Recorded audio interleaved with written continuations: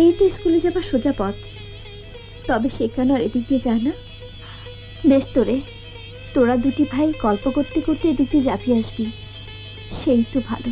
সে লজ্জায় আর এদিক দিয়ে যায় না মামি, ওদিক দিয়ে ঘুরে যায়। তার আবার লজ্জা কিসের রে?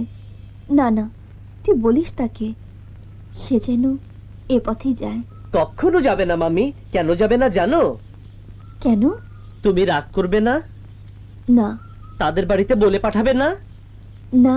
আমার মাকেও বলবে না? না রে, বল, আমি কাউকে কিচ্ছু বলবো না। থার্ড মাস্টার না অমূল্যের কান আচ্ছা করে মলে দিয়েছে। কেন দিল?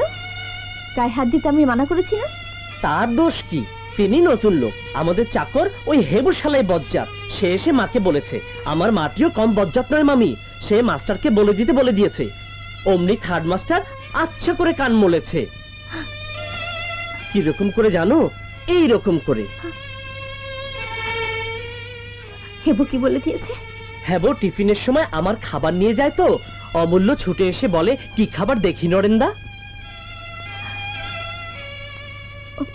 হেবু এই কথা মাকে বলে দিলে মা বলে, অমূল্য নরেনের খাবারের দিকে নজর দেয়, মাস্টারকে বলে দিবি। অমূল্যের খাবার কেউ নিয়ে যায় না? তারা গরিব মানুষ, কোথায় খাবার পাবে মামি? সে পকেটে করে দুটি ছোলা ভাজা নিয়ে যায়, তাই টিফিনের সময় ওই দিকের গাছতলায় লুকিয়ে খায়। নরেন, নরেন তুই যা। আচ্ছা।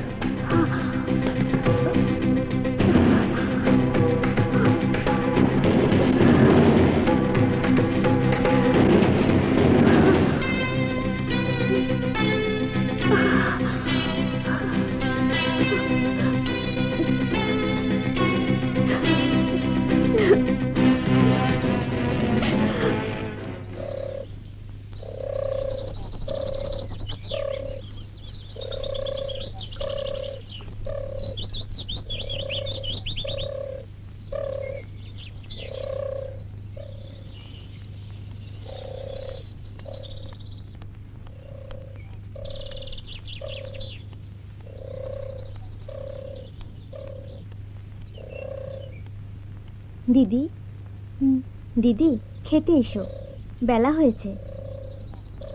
আমার খেতে নেই, তোরা খেয়ে নে।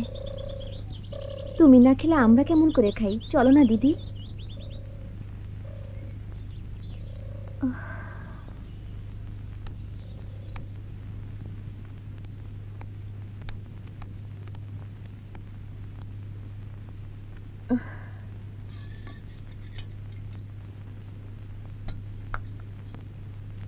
আল্লাহ